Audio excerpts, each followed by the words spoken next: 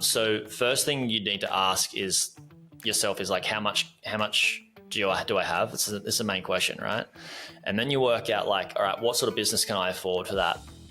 And what would my life look like if I ran that type of business? That's a very, very important question to ask, is like, what will my life and day-to-day look like if I own this particular type of business, say a blog or a YouTube channel or an e-commerce business?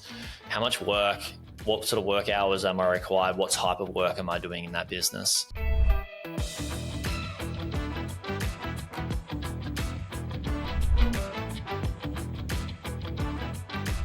Hey everyone, and welcome to another episode of the Humans of Flippa podcast. My name is Nick, and I have the distinct privilege of speaking to a lot of amazing online business owners who are doing some really awesome things right now in the world of online M&A. And today I'm speaking with Jaryd Krause, and Jaryd is an online M&A advisor specifically for 7 to 9 figure businesses. But he actually got his start by investing his own way out of his plumbing job in 2015. And since then, he's helped thousands of others do the same, not just out of plumbing jobs, but just achieve more financial security, financial independence through acquiring online businesses. And this world is it's still pretty niche, and there are a lot of I guess questions around the best ways to buy an online business. And certainly when you start, if you were to start your path, you realize what questions, I guess more questions will inevitably come up. And so I think this is a great person to speak with in regards to this, somebody who has not only done this himself to achieve a pretty remarkable lifestyle. We were just talking earlier, he's traveling the world, surfing, but also helping clients do that on a major scale. So Jaryd, thank you for joining today. How are you doing? Nick, thank you so much for having me. I'm doing really good. How are you? I'm doing well. And so I know I just kind of gave a summary of your background a little bit, but to kick things off, can you tell me a little bit more about your background, how you got started in online business and how you arrived at where you are now? Sure. So I was a plumber. I finished school without the ability to, I wasn't very academically smart. And I went into the highest paid trade job I could get, plumber, and worked my way through to become a supervisor pretty early, but I hated the work. I was super busy and stressed, and I basically became a supervisor of this plumbing firm by like the age of 19, 20. And so I found myself quitting and just traveling a lot. And then on one of my trips, I realized like, I don't want to go back to this job. Like I need to work out how I can make money online. So I literally typed into Google how to travel the world and make money online. That's what I wanted to do. What popped up was travel blogging. So it was the first business that I started. That's awesome. And I know you had, I read somewhere that you had actually tried to build a couple businesses before you got into the acquisition part. Can you tell me a little bit more about that and ultimately what made you decide to go in the other direction? Yeah, absolutely. So I started this travel blog. That was the first one. The second one was the e-commerce business. The travel blog was me just like, I got a fancy camera and I started taking photography, like photos, travel photography, just for myself. And one of my friends was like, you need to start a blog, like a photography blog. And that turned, after I realized and worked out I could become a travel blogger and make money from it, I just started publishing my photography and my stories of some of the crazy stuff I'd done, like, nearly getting arrested on the Great Wall of China and getting put on the black market, being caught in an astrological storm in the desert in Egypt, like crazy things like that. Just things like wild things that I've done on my travels. I've lived in eight different countries and traveled to over 50 countries and spent a lot of my time on the road traveling. So I just shared a lot of that. And then I wasn't really making much money from it. Like I was blogging, right? And learned SEO and keywords and meta tags and all those sort of things. And this is 2013 when I started that. And I wasn't really making much money at all. Affiliate income wasn't great at that time. Ad revenue was not great at that time. And I thought, okay, if I really want to make money, I need to start an e-commerce business. So I started a drop shipping store for travel-based products, and I knew nothing about marketing, like Facebook ads or Meta ads now. I knew nothing.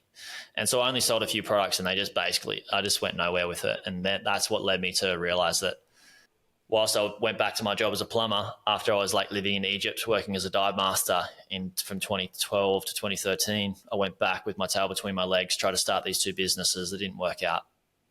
And then I came across a stat that 90% of all startups fail. And I thought, if 90% of these things fail, why don't I go away and buy one that's past that 90% failure rate, that's established, has a proven track record, is making money each month. I backed myself to grow, to run one and maybe grow one. So I did that, and I bought my first one off Flipper in 2014, at the end of 2014. Nice. Can you tell me a little bit about that deal? The type of business, the size? Yeah, 15K for the business. It was a membership business. I bought a database of wholesalers and suppliers and the customers of that business would get access to that database and pay a membership, a monthly fee to get access to that for people that want to start their own drop shipping business. Yeah. Got it. And how did you, so I'm sure you had several questions as you were now considering acquiring one, such as what kind of business, what business model do I want to buy? What size of business to start out with? Should I maybe try to use leverage, or should I bootstrap this? Did you have, were you thinking about these things, and ultimately how did you decide to acquire the business that you did? I wasn't as sophisticated then when I started this journey. I did choose the business model based on recurring revenue. I knew that would be a very good thing to do. I wasn't thinking about finance at all. I was just thinking about using cash. Even for Australians now, it's difficult to get finance for acquiring online businesses. There are options coming out. I had Blake, who's the CEO of Flipper, come on my podcast. That'll be released pretty shortly. We're talking about some options that Flipper have brought up. I just wasn't. I wasn't really thinking about that. I just sort of learnt from reading a bunch of blogs and stuff online, like some of the things I needed through due diligence, and I thought about a recurring business model, revenue business model. That's as far as I got on my first acquisition.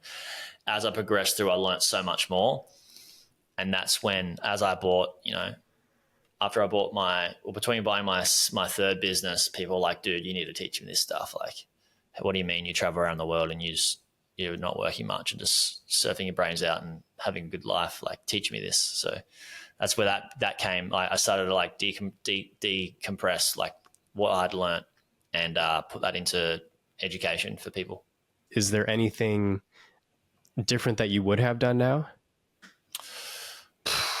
Everything different, basically. Yeah, I mean, it was my first business. I've helped thousands of people buy businesses. And created frameworks and questions and trainings around each different type of business model, each thing you need to know within that department of that business to get answers to ensure it's the right amount of data to satisfy DD and move forwards. So I don't know where to start with that, but yes, there's a lot I would do differently. I think I did pretty good on verifying like proof of funds and whatnot in the first business. That was probably the biggest thing I was worried about, but there's a lot more that I could have done better. Yeah. And I think the reason why I'm asking this is because it ultimately has evolved into where you are now, which is you're this strategic thinker for other people who want to do the same thing, who want to acquire businesses.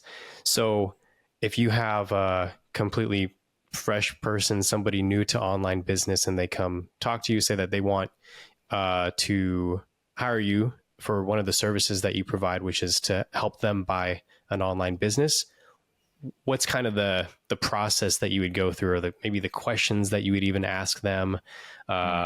What answers do they need to have coming into this when they even speak with you? Is this to work out like what product or service to work with me, like in what capacity? Yep. Yeah, good question. Good question. So the first thing I ask is like numbers, like what have you got? Like how much capital are you willing to invest, and do you have access to capital in terms of finance for lending? Now, there's a couple of different brackets. I would say there's three brackets. I would say there's 20K to, I typically tell people if they're buying a business under the 20K range, you're really buying a startup, and 90% of all startups fail. It's a lot of work. I'm not saying it's you can't do it. People do it and they've gotten results. It's just pretty hard and pretty excruciating. A lot of commitment and investment needs to go into that. I typically work with people on the lower end from 20K to 200K, or 20K to 100K. I would say if they've got 20K to 100K and they want to invest themselves, typically I'll get them straight into the Buying Online Business community, which has courses. It's a membership. It has courses and trainings and frameworks that helps people buy businesses. They can also submit their businesses to us to review their due diligence an unlimited amount of times for the membership. And I have business analysts that analyze due diligence with my help as well. So that's 10 to 100 and 150 to 200K range. Anything from like 100K to the 500K range is that same thing. Join the course community and learn all that, but also one-to-one coaching with me to help them speed up the process and get really refined on their like acquisition strategy. Yes, and typically I have that one-to-one coaching with me in place after they've done the courses, because it's a lot cheaper for people to consume the courses and be part of the membership than pay for my coaching to reteach them what they can get in a course for a lot cheaper. 500K up, that's where typically people are like, I know I want to buy a business. I don't have time to do due diligence. I don't know how to do due diligence. I don't want to have to learn how to do due diligence. I'll use my buy side M&A advisory service where I go and I source a deal typically off market. First we build out their acquisition strategy, get that right. I go away and source the deal. Once we find the right deal, we go away and do DD on it, put offers in, negotiation structure, all that sort of stuff, get the contract of sale written up and execute. Yeah. Then into migration. Typically after that, I do some post-sale training, strategic coaching as well. And most people will typically want to keep me on board as an advisor, like a scaling advisor to help them grow the business. I have helped a lot of people through the coaching, through both those last two tiers from like 200 to 500K, one-on-one coaching with me, and then the buy side advisory. Most people, after they've bought a business, they want me in the business, and I help people scale their businesses 6 to 7, 8 figures. Okay, so that's awesome. So a lot of questions there, because it seems like depending on you can get very wide with online business, right? And does it require a lot of specialized knowledge of a lot of just different business models in order to accomplish this? Or do you find that your system, your body of knowledge, has overlap to most of the different online businesses, whether that is a content site, digital product, physical product, that type of thing? So you've got that's a great question. Really good question, Nick. You've got each individual business model. And are we talking about the growing or the scaling here? I mean, the buying or the scaling? Well, there are a few parts where this is relevant. First is even the due diligence part, right? Like due diligence for an FBA business could be very different from a KDP. That's a bad example. A content site, SaaS business. Right. And then the growing part for sure. Yeah. Okay. So let's split it up. We'll go with acquisition first. So buying a blog is very different to buying a SaaS business, right? And then buying a SaaS business is very different to buying an e-commerce business. I consider there's three main business models. One, a recurring revenue business, which is membership and SaaS business. Number 2, e-commerce, which you've got drop shipping, FBA, all the different types, sell, product, distribute. And then you've got a media business, which is a blog, it's a newsletter, it's a YouTube channel, it's a Facebook page, Facebook group, account, whatever it is. Everything that I teach typically at the start is mindset and philosophy. So to acquire or to achieve anything, you typically need to be pretty consistent and you need to work at it. Where most people fail is they forget their vision. And the vision, when you remember, is the fire in the belly. That's the driver, right? That's the fuel for the car. That's the fuel for the vehicle. The vehicle is the acquisition that you're making, right? But you need to fuel that. And so you need to have that vision. That's the main thing that I teach. And then I teach philosophies around how to become an attractive buyer, and how to build relationships with people, how to have a great reputation in the space, and how to build out an acquisition strategy. And all these are philosophies that lend across all those 3 main business models. And then once you've worked out what business model you want to buy with your price bracket and your acquisition strategy, then you can go deeper into each one of those. And I mean, I've helped people buy all the different types of businesses, all those 3 main businesses, and quite regularly. So I have different trainings for different businesses. For example, what to check in an Amazon FBA account, buying a blog, what sort of SEO questions that you need to be checking, backlinks and amount of posts and all those sorts of things. And then e-commerce, I did talk about like FBA, but looking at their marketing, what are the things that you need to be checking throughout their marketing, like cost per acquisition, customer lifetime value, all those certain things. And then you've got software as well. As software gets, typically people that are buying software businesses are buying them 500K and up. Anything under is typically quite a startup for a software business. So above that range of 500K and up, typically then you've got SaaS DD, where you do due diligence on the software itself, right? What's the maintenance? What's the upkeep? How much work has been put into it? All that sort of stuff. So that's the acquisition part. And then when it comes to the scaling and the growth part, I have philosophies as well that I've used in my businesses. And then I've also used, I've owned many different types of business models. And then also my clients owning many different types of business models and scaling those is the philosophies that I use and teach can be used across any business. And it's not just, in fact, used across any business, it's used across life. These are things that I've learned from surfing. These are things that I've learned in my life. Like, how do you grow a business? It's the same as how do you build your life to be better. Is you work I call it inside out growth is like the main philosophy. Inside out growth is like working out what's working versus what's not working and do more of what is working and take away what isn't working. It's very, very simple. Also, say, for example, I want to have a certain body type in the gym, right? And I can go away and listen to all of these external sources like podcasts, YouTube videos and channels and stuff like that. And they say, you need to do this, this, and this, eat this diet, train this way, yada, yada, yada. I think that's the worst way to go. The best way to go is to tune into your body and listen to your body, because your body will tell you, oh, I don't feel that good eating this type of food, but I love it. My body loves this type of food. Lean into more of that. Same with the training.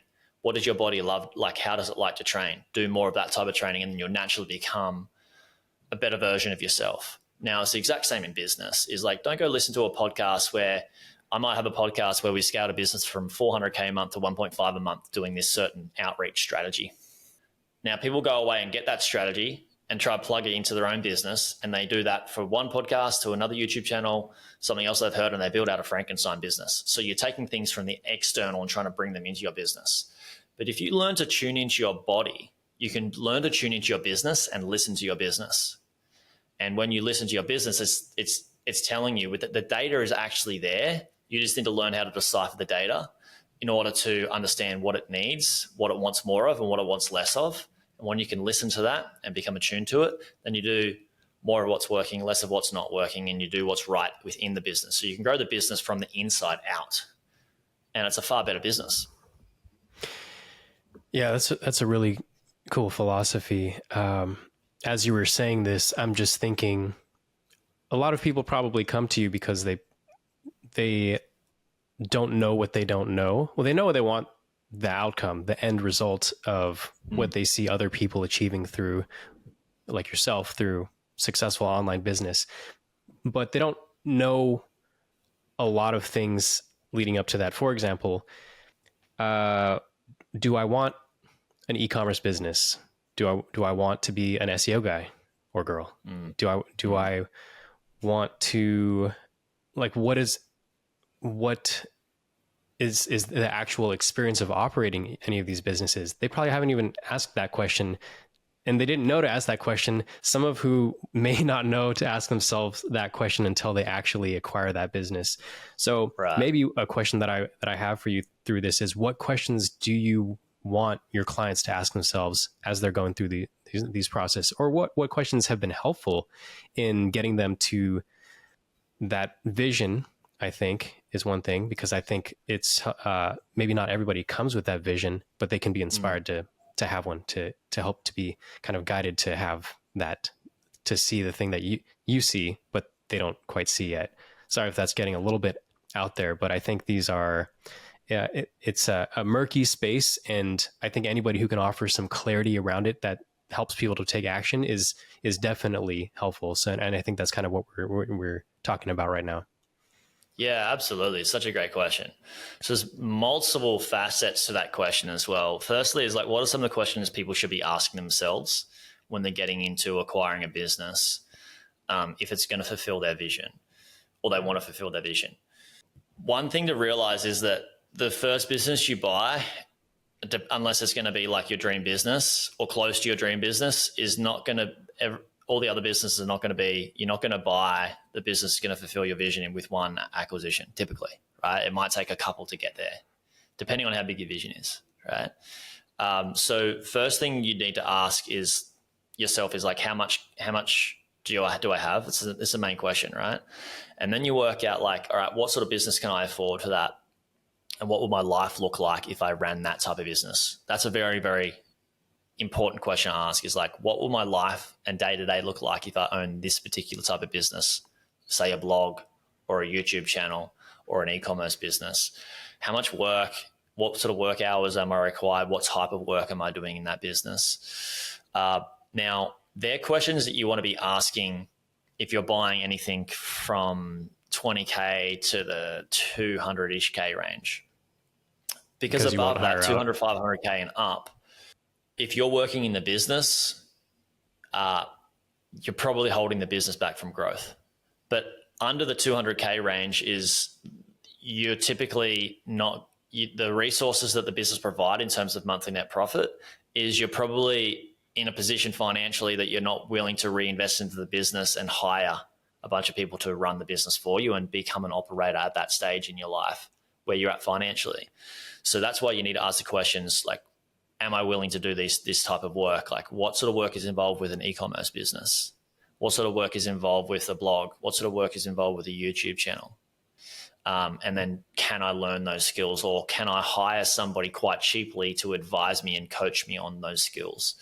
Versus 200, 500K up is like, it's similar to being you're becoming more of an owner and a CEO role of. And this is what I advise people to do, is like, like at that stage, do not work in the business, work on the business. Because if you work in the business, that's the bottleneck. Your time is not best spent there. It's best spent working on the business, and we need to hire the professionals to do that work. And then it's just, that question is like, what sort of business fulfills me? Because at the start, when you're starting out, we're in the survival phase, right? And we're trying to, what I call survival phase is, you probably working a 9 to 5 and you want out of this lifestyle of 9 to 5. You want location independence and financial independence. At this stage, we just have to do whatever the F we can to get out of it. So we're going to do the work, and we won't have the resources to hire a bunch of people to do it all for us. So we just have to work it out, right? We just have to make it happen. Above that range, then we start to we have a more luxurious opportunities where we can go, what sort of business do I feel more fulfilled in? And what sort of business would I be more likely to want to own and hire operators to run that. Does that answer those questions? Like Yeah. yeah, I'm not sure if I hope it did. Otherwise, we can dig into that more. I think. Oh, I It's think pretty there's important. yeah. I'm just, as you're saying these things, I think you're saying some pretty important things, that the expectation for what your role is, uh, you should understand that that will be different depending on what level of business you have, and that you should expect to be the operator at a certain level. And I think it's important what you said, that you should expect to not be the operator at a certain level. I didn't even think about that part. Um, I think as you're saying this, it kind of echoes in my mind some of the other, I guess, philosophies that people have who have gone through this, who have acquired their online businesses, who have gone through their journey.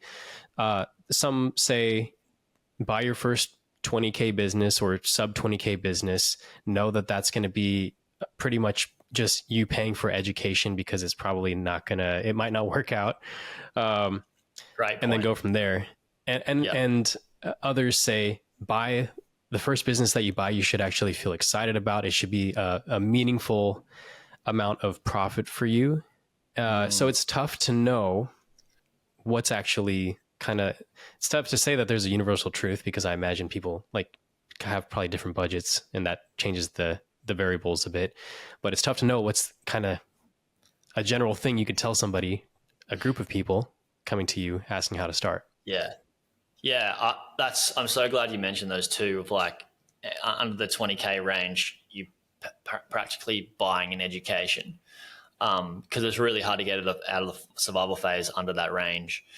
And then the next level is like, you've got people that, well, a lot of people think you should buy a business based on a niche that you know, or a business model that Specialization or a skill. yeah, like you should understand the niche at least, or you should love the business model.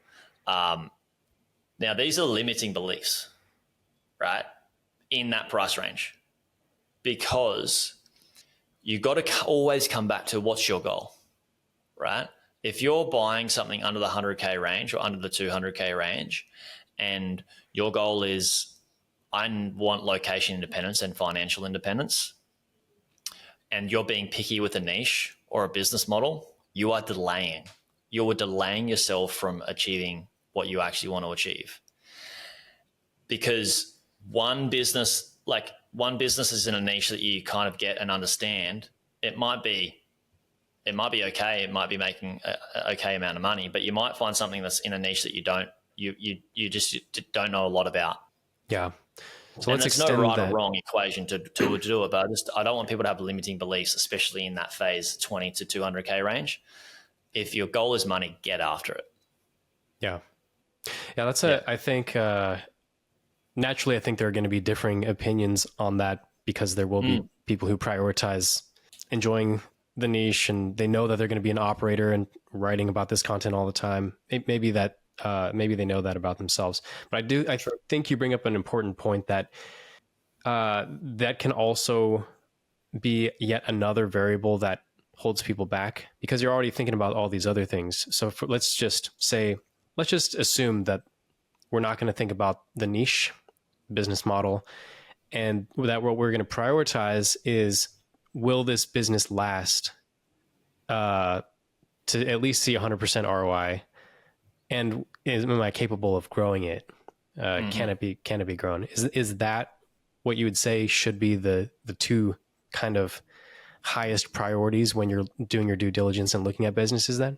Absolutely. That's such a great question. I'll be looking at, the level of risk in this business. And I believe the least amount of risk in the business, typically the better. So pay for a business that has a higher multiple, because you're going to have less risk. Yeah. I really like the direction of this conversation, because I feel like it's distilling down, almost like limiting the options in a way, or limiting the variables to help people kind of take action and know what's important. Yeah, this is awesome. So it sounds like this is more or less, one one of the ways that you'll guide your clients through deciding on a specific business. Now, I will ask the question to your point about the risks of a business. Does that mean that in a certain season, year, couple of years, that you will recommend a certain business model or types of business models over others? Talking back, 2020 and Amazon FBA compared to now. Yeah, well, it depends on risk tolerance is a personal preference. As people evolve through their acquisition journey, that they also need to start asking, like, what do I want my lifestyle to look like in terms of like what level of stress do I want, and what business model is least amount of risk with the least amount of stress is normally people's go to, and then yeah. And that's natural to say that, right? I mean, wouldn't that be what every client wants, or do some think that this with stress comes greater reward or opportunity for growth, or it's faster pace? Why would a client want anything? Tell you anything besides I want a low stress, low risk asset? Yeah. Well, typically the more risk, the more reward as well. Right, normally, and that's a very general rule, right? And kind of goes against what I mentioned before around like why don't you buy something with minimal risk with infinite opportunity? But you might buy something that's like it's the potential for you buy it and then you do this one little tweak and it's this easy win and it gets you a whole lot more money, but you're just not sure if that's going to work. That's that level of risk for. There are clients that have different risk tolerances. For example, I've had a client that was just using so much finance. I was like, dude, I don't advise this. It's not my risk tolerance. But he's like, yeah, I'm doing it. And went away and bought this business with, that's stressful in my opinion. But for him, he was like, I've come from the school of hard knocks. Bring it on. Like, And I was like, well, it's who am I to say? Who am I to force my risk tolerance on you? So yes, there are clients. Yes and no.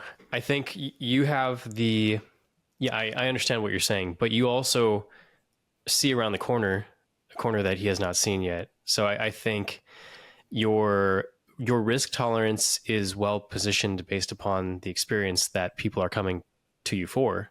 So I think that's valid. So maybe what I would ask you then is there, it sounds like, if I'm based on everything that you said, you'd want somebody to come in and want to buy something that's over 20K, not super leveraged, over a certain percentage. I'm not sure what that would be. And maybe up to, as if it's their first business, up to a certain maximum, maybe, I don't know, like 200K. Is that what I'm hearing? For leverage, when does leverage come into it? I guess maybe I'll just leave that open ended. If somebody came to you and said, "Hey, what should I buy? What size?" You can just tell me. I have the budget, but I have $200,000, but maybe I don't want to use all of it since it's my first business. What do you recommend I do with it? That's a good question. So before we get to somebody that has 200K, let's just talk about under the 200K range. Typically, you're not going to be buying things with finance under the 200K range, from 20 to 200K. Why? Yep. Because typically lending isn't that available, but sometimes it is. And even when it is, the sellers that has a business for 150K and they're getting an offer for 140K and you're with all cash 140K, and somebody else offers 140K with some level of financing, what do you think they're going to take? Of course, they're going to take cash. Right. So cash wins every day of the week up to the 200K range. So typically we're not buying with finance. And then if somebody comes to me with 200K and they say, I've got 200K, Jaryd, do I buy something with cash or do I buy something with finance? Let's just say, for example, we're going to use somebody that is in America and then can use finance with SBA-backed loan from a particular bank or a lender. What we need to do then is what I typically do is I present a couple of options, and there'll be two options. You buy a 200K business, right? Let's just say it's getting 200K and we're getting a 30% ROI, right? So 200K, So you're getting roughly like $66,000 net profit a year. Okay. And you're using all cash, so you don't have the risk of using finance. I would also say if you got 200K all up in total, don't spend the whole 200K because you need some money for contingency money. If it's all the money that you have saved, don't do that. Maybe you've got 240, but you're willing to spend 200K in this example. Does that help? Yeah, for sure. I think it comes down to, in my mind, what's the play? What play should I be going for? Should I be, because I think that would be, in that example, that would be a life-changing acquisition, I think, Correct. to have that and to use leverage. If it's a business at that level, it's probably a well-aged business that has demonstrated staying power. So it's kind of like, what is actually the more risky play? I mean, that's a bigger number for sure, but is it actually less risky? And I think that's kind of the, I don't know what I don't know type of thing. Like, and you right. having the experience of like, well, here are some of the plays that you could have. And then that's, I think, where the vision comes in. Is like, oh man, I could acquire $1 million business, and it would actually make more sense to do that over buying this $200,000 business that I'll be in operator mode in myself, for example. Correct. It's a very good way to think about it. And typically, the larger the business, the more established it is, the less risk, the more money it's going to make, and the less work involved. And you've also got more resources. For example, but this is where people come back and they go, okay, 200K, if I buy a 200K business and it goes, it doesn't go so well, right? I've just got my 200K at stake. It's just my cash. And then for a $1 million business, say it doesn't go so well, you have more at stake technically with the 800K loan. But let's say you go, all right, how about instead of me pouring 120K of income back into the business 10 months a year to grow it, you've got resources to throw at situations. You've got resources to throw at problems. What if you go, all right, this year hasn't been a great year in this business. Let's just take all the income, the 250K, and just throw it at this problem and get rid of it for 1 year. Yeah. You got resources to do so. With a 200K business, there's less resources. So there's that equation as well. It needs to be understood. Yep. Yeah. Man, I feel like we could talk about this for a long time. I want to be respectful of your time, but this is an awesome conversation. Okay. All right.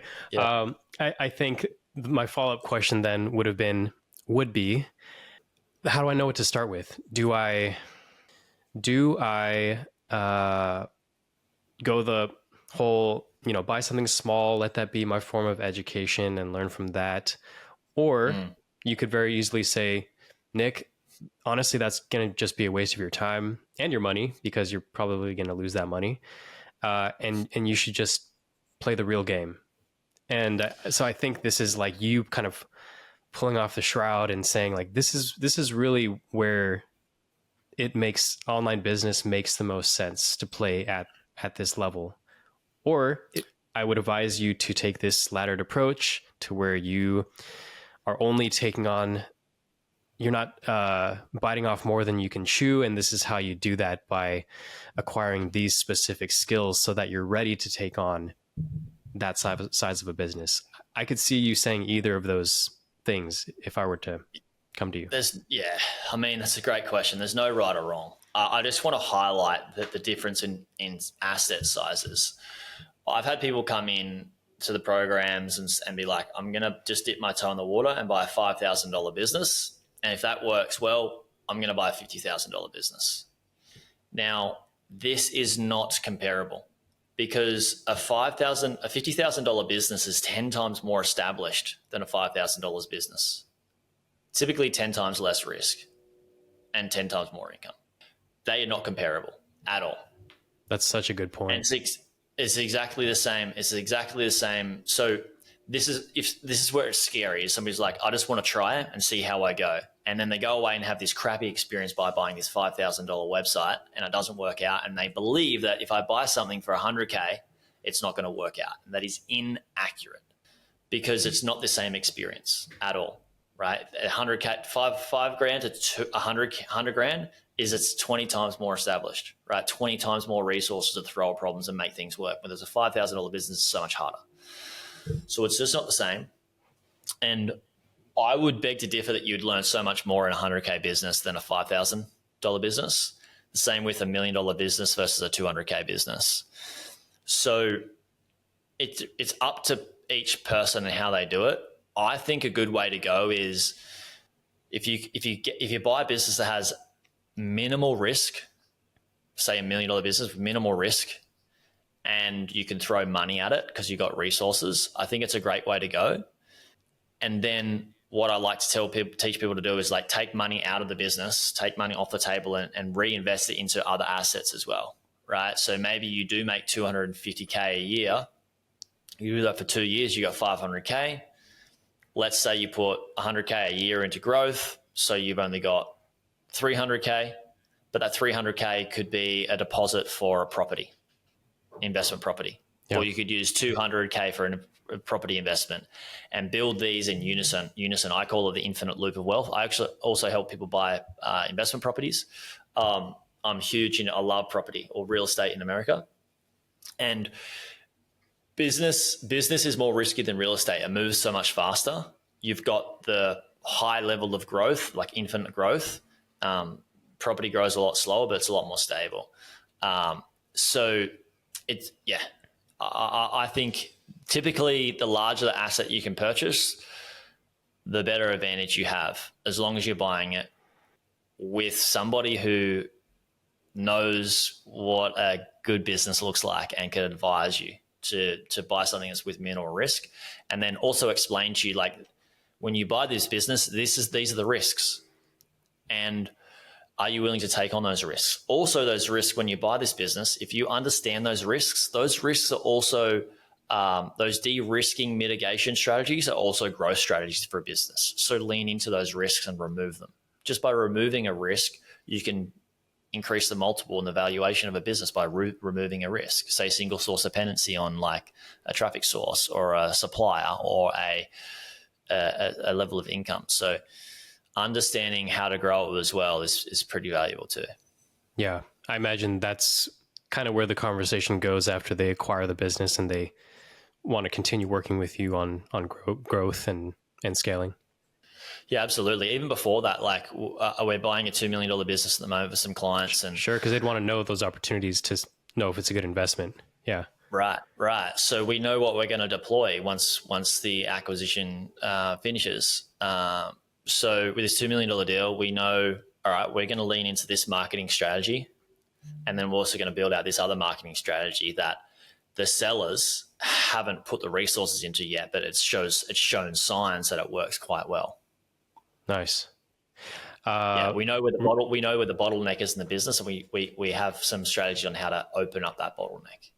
Yeah, very cool. That's very, very exciting. It makes it feel like, which I assume is the reason for your service, it feels very tangible. Like this is all this kind of nebulous, kind of slightly uncharted asset class is just made tangible and a real reality for a lot of people. So that's very cool. Yeah, it's a crazy asset class. It's an amazing. It's been life changing for me, and the amount of lives that we've changed it's a beautiful thing to see.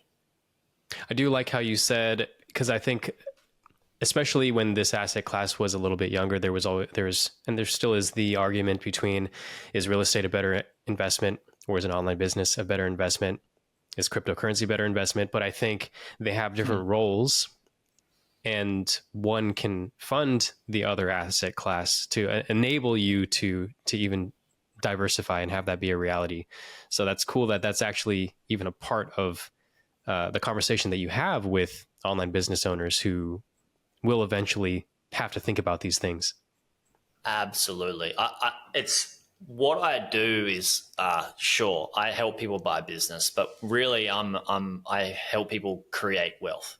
I want people to build generational wealth in all asset classes.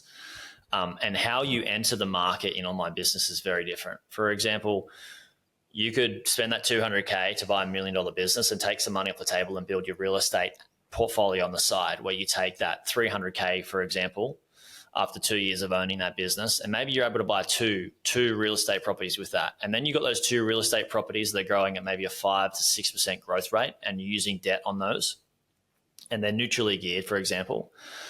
And say with those $150,000 deposits, you're able to buy a $500K investment property, right? I know that loan to value ratio is not great because you're putting more dollars into the property than you actually need to. But just use it as an example, being very conservative. You buy two $500K properties that grow at a 5% growth rate, right? So you've got $1 million growing at a 5% growth rate. That's 50 grand a year it's growing without you touching it. Yeah. Right. And you have that for 2 years. So you've made 100K from the property, and then you've made another 500K from the online business. And then at certain stages you go, I want to sell the online business and I want to buy more property, or I want to like sell these properties and roll over that equity that I built in those properties. Maybe you got 50K equity in a property per year, and you do that for 4 years. You've got 200K. You can buy another $1 million business, right? Yeah. So that's a way to do it. Or people want to enter the online business market and they've already got property, and they come to me and say, Jaryd, I've got a HELOC. I'm like, cool, let's use that. A HELOC for Australians is a home equity line of credit, or in Australia is like you just pull equity out of your property and then invest it into an online business. So there's so many ways to enter it and then build wealth. I call the infinite loop. Like I mentioned before, is like you can buy, whether you buy property first or an online business first, is like you can roll over the profits into each of those asset classes, and then each of those asset classes grows alongside each other as well.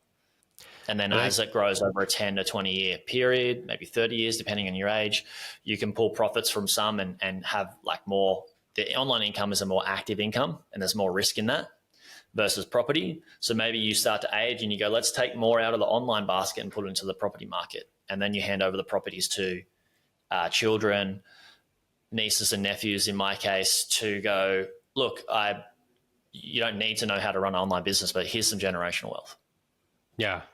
I think that's a very important distinction that you make, because I know on your website, your advertising, it says you are an M&A advisor for online businesses, and that's what you are. But it certainly, I think, legitimizes for those who are skeptical about considering seeing online businesses as another legitimate asset class comparable to real estate. I think you talking about it in this way, and that greater vision being that you're helping people to create generational wealth, I think it shows what place online business has in this strategy, maybe being a starting point for some, where you have to spend a lot of time of your own time, or it's just a faster paced machine in order to generate capital, cash flow, in order to fund those other asset classes. I think that's the bigger vision that I'm sensing that's what you're describing right now. And that's kind of the end goal that you're taking a lot of your clients to. Absolutely. I like to think in 10-year blocks. What's happened? Where do you want to be in 10 years? Where do you want to be in 20 years? Where do you want to be in 30, 40 years? What do you want to leave behind? What do you want to do with your resources once you have them? Do you want to do philanthropy? Do you want to build these schools? Like, don't build the schools now. You don't have the resources yet. If you truly want to make an impact, don't try and do it right now. You need your cup absolutely overflowing with resources, because once it's overflowing with resources, it can't filter off down into people that you want to help. But if you're still trying to fill your cup up, let's get this cup cranking. You know what I mean? That's super important, because I came from that point of like, I want to help people at a grand capacity, and I just started doing it too early. And I had this cup that I was just emptying out, and it wasn't overflowing yet. And I want people's cups just to be overflowing like ridiculousness, that it has to go somewhere bigger than themselves. Yeah, that's awesome. And I think that's a vision that I think is worth just keeping your focus on as you're going through this journey. Well, Jaryd, I think this has been an awesome conversation. How can people learn more about you, and in what capacity do you think is the best way for people to, if they're interested in this, to start working with you? Yeah, absolutely. It has been an awesome conversation. Thank you so much for such great questions, Nick. Check out buyingonlinebusiness.com. That's the site. Or just Google my name, or just chuck it in anywhere, Jaryd Krause. Or reach out to me via email as well, Jaryd@buyingonlinebusiness.com. I'm happy to chat. I don't have time to talk to every single person, but let me know where you're at, and maybe I can help you sort of find out a way. Even if it's not for, even if we don't end up working together, maybe I can refer you to somebody who can help you best. Sure, and I'll be sure to leave your resources in the show notes. So, yeah, if anybody is interested, highly recommend you check out Jaryd's site and just the different services, and if you're able to have a conversation. And with that being said, I'm thank you for having this conversation with me. Again, it's been a great talk, and wish you the best as well with your next phase, wherever that might be. Well, thank you so much. Appreciate your time so much, Nick, and wish you all the best as well. Thanks, Jaryd. All right. Thanks, everybody. That's it for this episode. We will chat with you on the next episode, which will come out next week. So see you then.